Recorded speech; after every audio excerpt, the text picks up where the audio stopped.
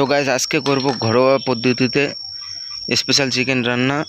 Guys তো এখানে মশলা গুছিয়ে নিয়েছি, এখানে মশলাটাও করা রেডি, মিক্সচারে করে নিয়েছি গাইস। করে নেওয়ার পরে এটাকে ঢেলে নেব ভালো করে, তারপরে আলুটাকে ভালো করে ভেজে নেব গাইস।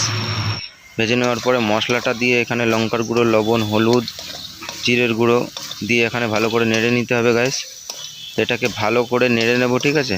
এর মধ্যে টমেটোও দিয়ে দিয়েছি, ভালো করে ভেজে নেব। এটাকে ভালো করে ভেজে নেওয়ার পরে গাইস এটা ভাজা হয়ে গেছে, তারপরে চিকেন দিয়ে দেবো এর মধ্যে, দিয়ে ভালো করে কষে নেব। একটু বেশি করে কষে নিতে হবে গাইস, নাহলে টেস্টটা হবে না গাইস। তো গাইস এখানে ভালো করে কষে নেব, ঠিক 15 থেকে 20 মিনিট গাইস।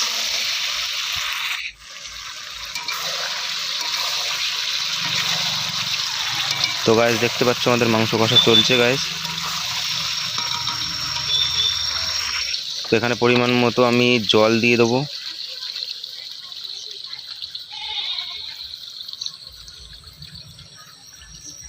তো পরিমাণ মতো আমি জল দিয়ে দিয়েছি এখানে। দেওয়ার পরে জলটাকে গরম হবে, তারপরে আমি নাড়ব। তো চলো আমি এটাকে নাড়ি।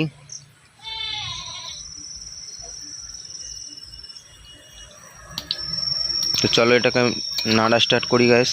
তো ভালো করে এটাকে নেড়ে নিতে হবে। নেড়ে নেওয়ার পরে গাইস এটাকে ফুটতে দিতে হবে। মাংসটা ফুটছে গাইস।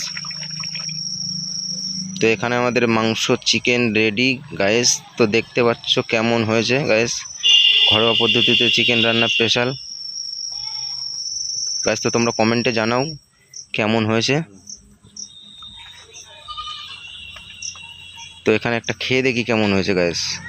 জাস্ট অসাধারণ লাগছে গাইস, কি লাগছে গাইস, অসাধারণ।